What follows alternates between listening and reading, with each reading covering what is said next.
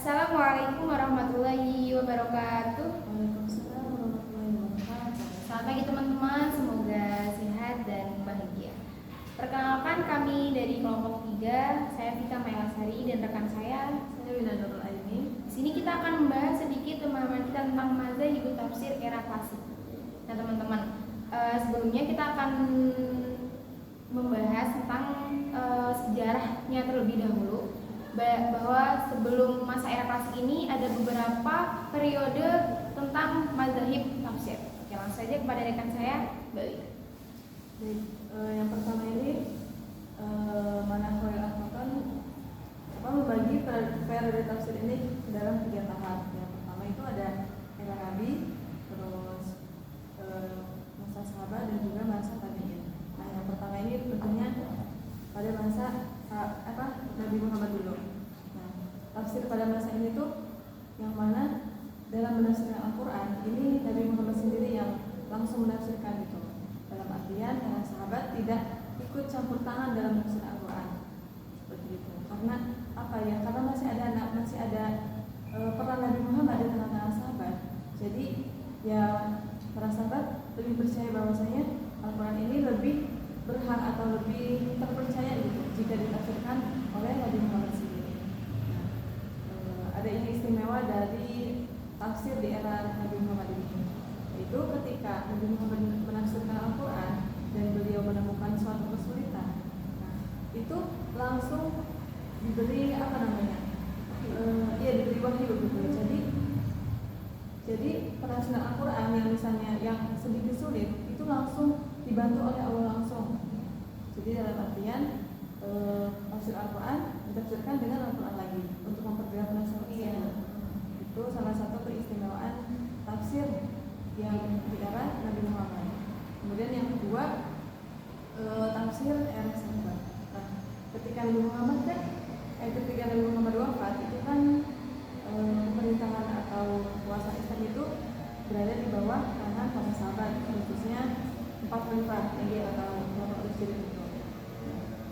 Berikut juga tentang dakwah atau ya dalam artian para sahabat juga selain memegang kekuasaan Islam, pemerintahan Islam, para sahabat juga punya tugas untuk meneruskan perjuangan lagi dakwah Nabi untuk menyampaikan, mengajarkan isi Al-Quran, yaitu itu bacaannya atau penafsirannya itu. Nah, kemudian tafsir di era sahabat ini mengandalkan riwayat atau bisa disebut dengan tafsir bimaksur. Mengandalkan riwayat. Riwayatnya berasal dari Al-Quran itu sendiri atau dari hadis-hadis Nabi. Lalu juga para sahabat masa ini mereka sudah mulai beristihad dalam menafsirkan Al-Quran. Kemudian yang ketiga ini tafsir era tabi'in. Jadi pada era Nabi Muhammad, era sahabat, kemudian yang ketiga era tabi'in. Nah, sebenarnya karakteristik tafsir di era tabi'in sama sahabat ini tidak jauh berbeda. Nah, bedanya kan pada masa sahabat ini tafsirnya itu benar-benar contohnya bil maksur. Nah, tapi ketika era tabi'in ini ada sedikit corak baru, yaitu tafsir biroi. Tapi dalam hal ini tetap yang mendominasi dalam tafsir ini ya tafsir bil maksur itu sendiri. Nah, dalam era tabi'in ini, dalam tafsir masa tabi'in ini sebenarnya ada 3 aliran. Di aliran yang pertama aliran di Mekah, yang kedua aliran di Madinah, yang ketiga aliran di Irak. Nah, perlu jadi catatan bahwasanya tafsir era ini, tafsir masa klasik ini kan belum dibukukan ya, belum dikodifikasi. Jadi masa Nabi, masa sahabat dan masa tabi'in ini tafsir itu masih berbentuk tulisan-tulisan aja, belum dikumpulkan. Seperti itu. Tapi itu aneh kan pas masa sahabat, terus beliau kan katanya tadi dimaksud ya Mbak, di riwayat gitu.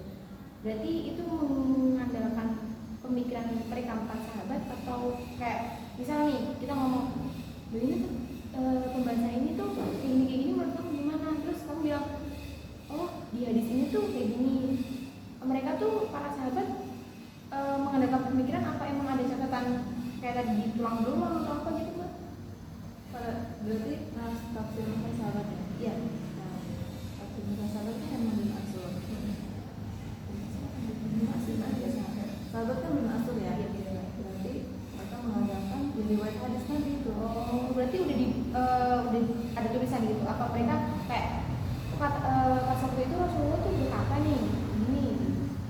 ya berarti dalam menafsirkan misalnya kan nggak mungkin seorang satu gitu ya, jadi dalam penafsiran Al-Quran ini ya mereka bersama-sama gitu. Misalnya nih sahabat yang kita kenal yang dekat sama Nabi yang salah satu jadi sekretaris Al-Quran itu kan Zaid bin Sabit ya. Selain itu peran Zaid bin Sabit juga kan dia tuh salah satu sahabat yang dekat sama Nabi. Nah ada beberapa hadis juga yang diriwayatkan kepada Zaid bin Sabit ya. Jadi mungkin ya tafsir Al-Quran kemudian ditambah dengan riwayat hadis Nabi yang tentunya riwayatnya sahih. Iya benar-benar. Berarti kita mengandalkan sahabat karena mungkin dalam akalnya juga dobit dan bisa dipercaya juga gitu kan Mbak. Oke. Kita udah masuk tadi sejarahnya di sejarah pada masa Rasulullah, sahabat dan tabi'in.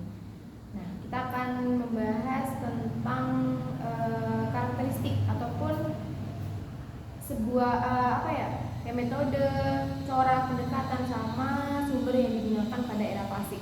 Tadi kan sudah dikatakan bahwa di masa sahabat itu kan lebih dominan bil maksur. Lalu pada masa tabi'in muncullah itu sumber penafsiran menggunakan biroi. Nah, teman-teman kita akan membahas bil maksur terlebih dahulu. Nah, penafsiran bil maksur itu adalah suatu penafsiran menggunakan riwayat-riwayat yang sahih. Seperti ya tadi yang katakan bahwa langsung dengan hadis Nabi, Al-Quran dengan Al-Quran, Al-Quran dengan Sunnah gitu ya Pak ya. Jadi banyak sekali penafsiran ini yang disandarkan kepada sebuah riwayat yang sahih gitu. Nah yang kedua adalah tafsir biroi. Ar-Ra'i itu kan sebuah pemikiran ya, kayak pemikiran dari seseorang gitu.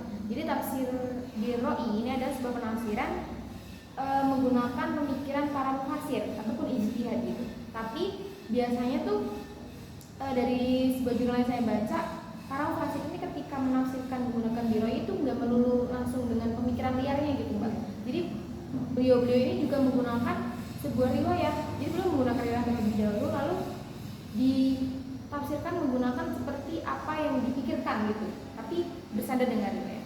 Dan jadi di biroi ini ada dua bagian. Yang pertama matmumah, yang pertama mahmudah, yang kedua matmumah. Mahmudah ini adalah sebuah pemikiran penafsiran yang berdasarkan dengan sebuah kaidah-kaidah yang benar, riwayat yang benar gitu. Nah, kalau ar-ra'yu mahmudah ini itu bisa diterima. Jadi bisa digunakan di penafsirannya. Kalau yang kedua matmumah. Kalau yang matmumah ini sebuah penafsiran yang mana mufassirnya itu menafsirkan Al-Quran dengan hawa nafsu. Jadi terserah mufassirnya gitu, nggak ada kaidah-kaidah yang benar, nggak ada periwayatan yang benar gitu.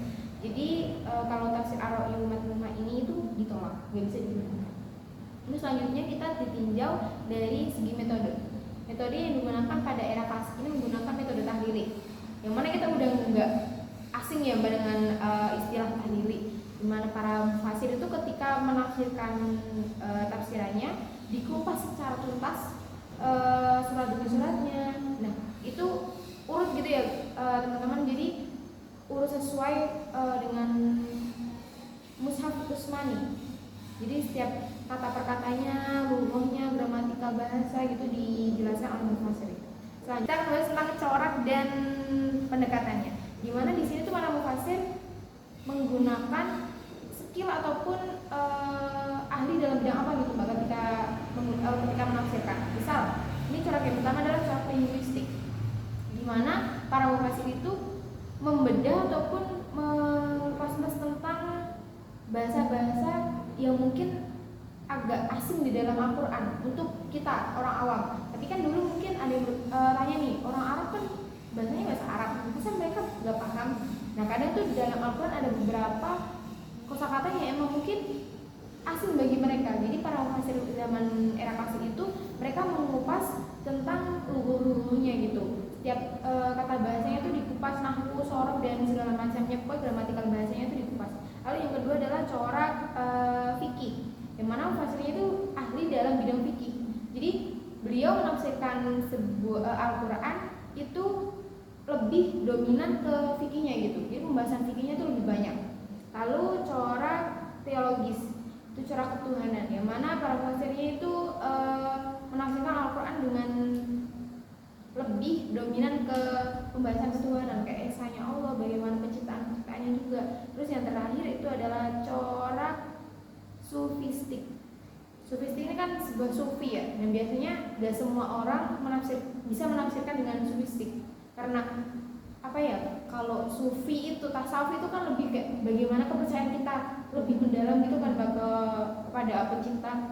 Jadi kalau sufistik ini adalah para fasir menafsirkan menggunakan ar-ra'yu dengan sebuah apa ya? Perasaan yang lebih merasa dekat dengan pada Allah gitu kan.